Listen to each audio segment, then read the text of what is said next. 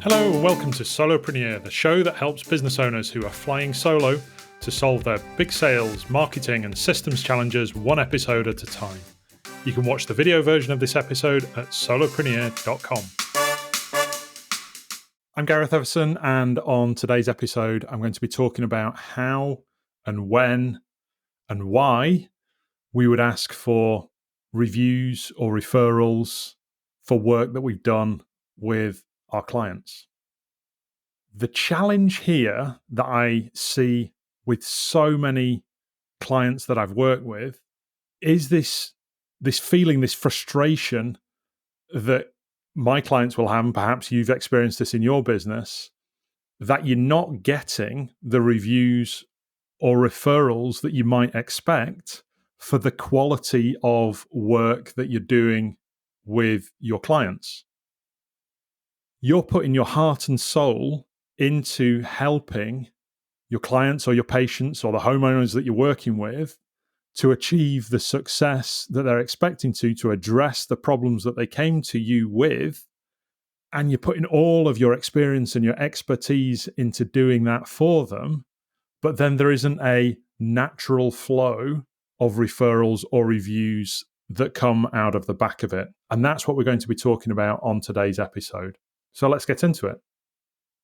Endorsements fall into what I'd describe as the 3 R's. How are we getting reviews? How are we getting referrals? And how are we making somewhere down the line repeat sales with that client? After we've boxed off one piece of work with them, how do we get them to come back to us somewhere down the line with a repeat sale? So very different to an add-on as part of an existing project. How do we get them to come back with a repeat sale? So the 3 R's: reviews, referrals, and repeat sales. Those are the 3 ways that clients or patients or homeowners will recognize to you that they're delighted with the work that you've done with them.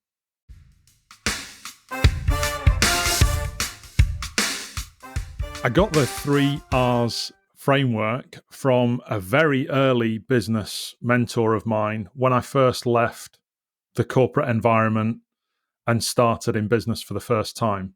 I bought into a franchise organization. And if there's one thing that franchisors are great at, it's helping you to follow a process by way of marketing, sales, and delivery. And in my early days with that franchise, I got to go out with a sales mentor who was one of the other franchisees, a very experienced franchisee. And he took me on a couple of sales visits. He had this great way of framing with new prospects that he was in the sales meeting with the outcomes that he was looking for, not only for them and for them to get clear value, but also for his business to be recognized as having done great work with that client, outcomes that the client would recognize with him to show that they were really happy with the work. And the way he'd frame this was this: Mr. Client, we're sitting here today because you were referred to me by this other client. And he'd talk about this mutual connection that they had where he'd received a referral from them. That's one way that we win business and that we grow our business. In fact, there are another 2. We know that we've done a great job if a client leaves us a review, if they refer us to somebody else, or if they invite us to do some more work further down the line once we've completed it. These are the 3 R's. You've come into our world because of the second one of those. Fred Blogs referred you to me because of the work that we'd done with their business. And if it's okay with you, I'd just like to set an agreement now, if that's okay, that you'll tell us if we're not achieving the objectives that you'd expect us to do to achieve one of those 3 outcomes at the end of our work together. Because if you're able to tell me that we're not doing what you would expect us to do, I want to be able to correct that. If at the end of the work that we're doing together, we're achieving really positive results and great outcomes, would it be okay if I asked you for one of these three things. And the response from the prospects when this guy brought up this topic, and he did it ever so consistently in all the mentoring visits that I did with him with clients, the reaction that he got from clients was fantastic. The fact that he was bringing these things up early in the process, such that he could then mirror that conversation that he'd had with them towards the end of that customer journey, was fantastic, because he could then refer back to that earlier conversation that he'd had with them. Now, you don't need to be quite as formulaic as that when you have the conversations with your prospects early in the sort of sales meeting or discovery phases in there. But if you can build processes around these three desired outcomes that you're looking for, then it makes it a lot easier for you to be able to make sure that those processes are successful in your business. So I want to encourage you to think about this mirroring process. The outcomes that you want to achieve for yourself at the end of the customer journey with your clients, mirroring that back to early in the process. Perhaps even think about this endorsement piece when you're thinking about how you frame your marketing early in the process, in your education phase, in the meeting phase with clients. Because if you're able to do that, and it not being a completely unexpected request further down the line, you're going to have far greater success with achieving one of those outcomes.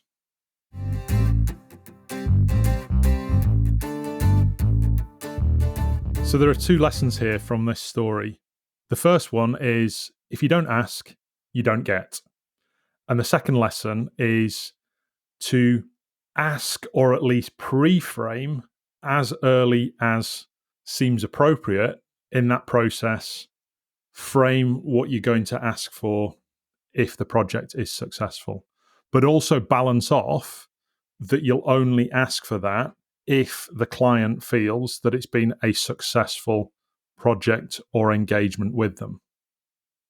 And that if it isn't, you want them to come to you early on in that process to bring up any concerns or issues that they've got. So we need to close off that pathway to make sure that there aren't any unexpected concerns that the client has that they're not bringing up to you, so that we can go down the positive pathway of asking for that review or that referral or those repeat sales somewhere down the line. So you've got your mirroring processes in place, or at least you're able to start thinking about them, seeding that idea early on that you're then reflecting on once that engagement is coming to a close, or there's an appropriate point of delight during that process that you can start to ask for those reviews, those referrals, etc. The next common question that I often encounter with clients is, so where do I ask for my review, or how do I ask for that referral? Let's talk about reviews first of all. A really good rule of thumb to follow is to think about how that client came into your world in the first place. And if you've got a good CRM processes set up, you'll be tracking the lead source of where people have come into your world through. Is it via referral from somebody? Is it via some social media posting? Is it via a particular channel that's brought them in there? Is it perhaps even via some paid advertising that you're doing? But think about the channel that that person came into your world through as you start to think about how you will frame the ask for that review, or if it's appropriate, that referral from them. If they came through Google advertising, they've clearly searched online for a solution to their problem. A logical way to ask for a review at the end of it, and perhaps even a referral, but let's talk about the review first of all, is to ask them to leave you a review on your Google business profile. If they came to you via a LinkedIn ad or a recommendation on LinkedIn, they're clearly spending time on LinkedIn. So a good place to ask for that review, that testimonial, would be on your LinkedIn profile, or perhaps to introduce you to somebody else in their LinkedIn network. So don't overthink how and where you ask for that review or that referral from them. A really good rule of thumb is to make the first ask to be the place that they came into your world in the first place. And given that we've already talked about mirroring in that sales process, what's important to do as part of that lead process and bringing people in the lead capture, the lead generation phase, the L of lemonade, is to have a means to capture in your CRM where that person came from in the first place, the lead source. If lead source tracking feels like a bigger, more complex topic that you've not thought about before, I'll cover that in a further episode of the Solopreneur Show.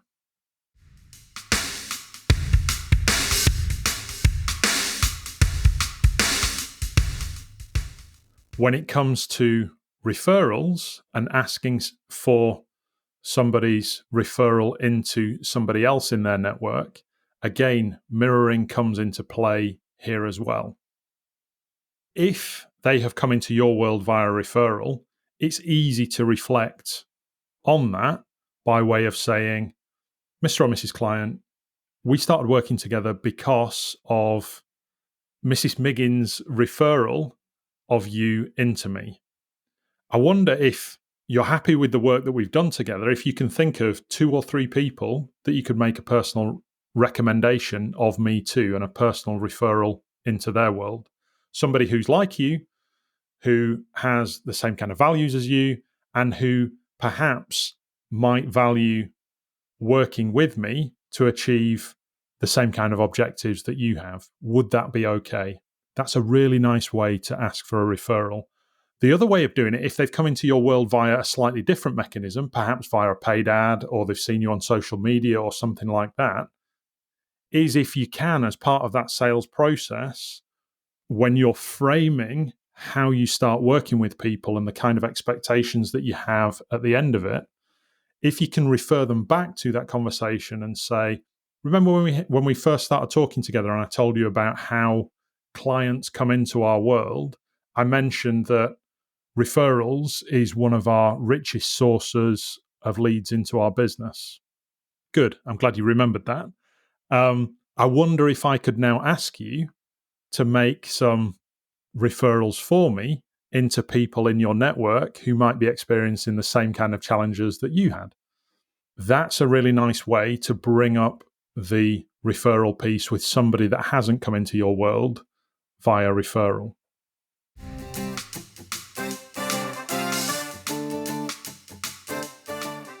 I want to just sow a seed for how you can use reviews beyond just the review that you're getting on your Google Business profile or on LinkedIn or Facebook or wherever that person has come into your world.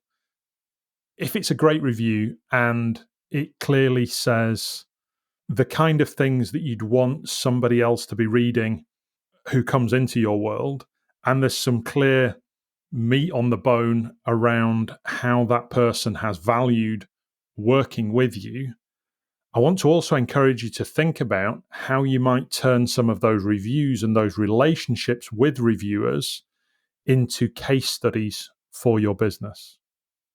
Some people won't ever look at case studies before they decide to work with you.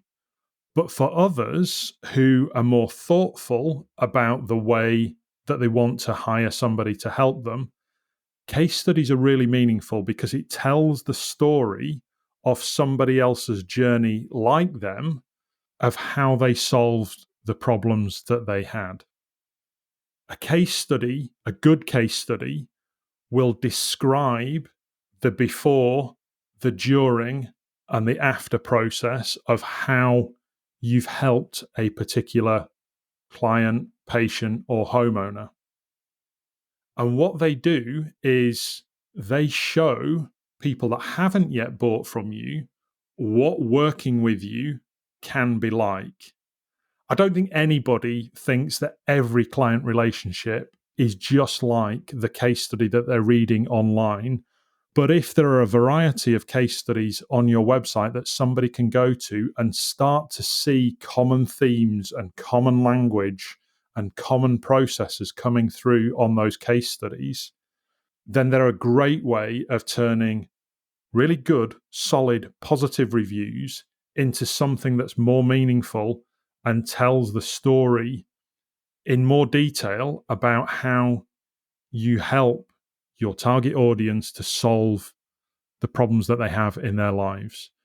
So don't overlook the idea of turning great reviews or referral conversations into case studies that you can use on your website. Again, I'll probably do a separate episode on case studies as part of this show, so stay tuned for that. But case studies are like a gold standard review, if you like.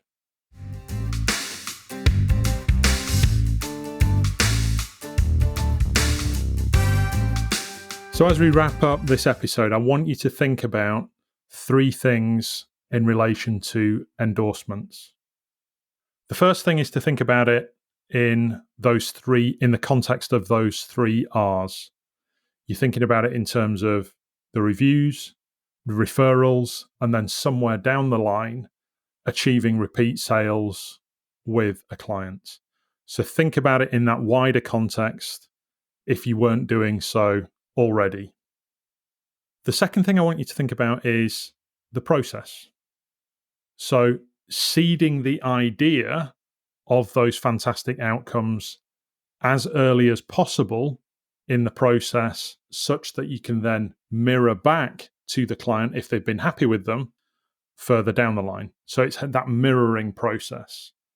Make sure that they're aware that that is what success looks like for you and how you want to avoid failure by them bringing up proactively any problems that they have with you and you giving them permission to be able to do that and confidence to be able to do that with you if they're experiencing any doubt or any concerns about the work that you're doing with them. So that's the process, a mirroring process. The third thing that I'd like you to think about is the process around when and where to ask. So thinking about where somebody has come into your world and how they first discovered you and what you then ask for in return. So if they come via one particular channel, it's easier to ask them to leave a review on that particular channel for you. Or if they've come in through, say, some paid stream, to refer back to that conversation that you've had with them around referrals and reviews being one of your best sources of new leads into your business, and how it's quite a rare scenario that they came into your world via another route. So moving them down a pathway of one of those successful outcomes that you're looking for.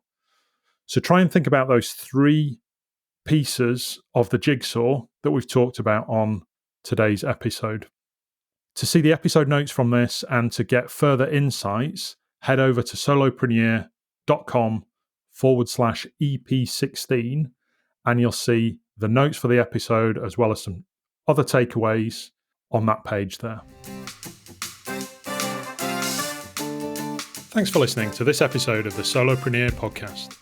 Remember that what we learned today builds more value if there's a plan to take action on it tomorrow.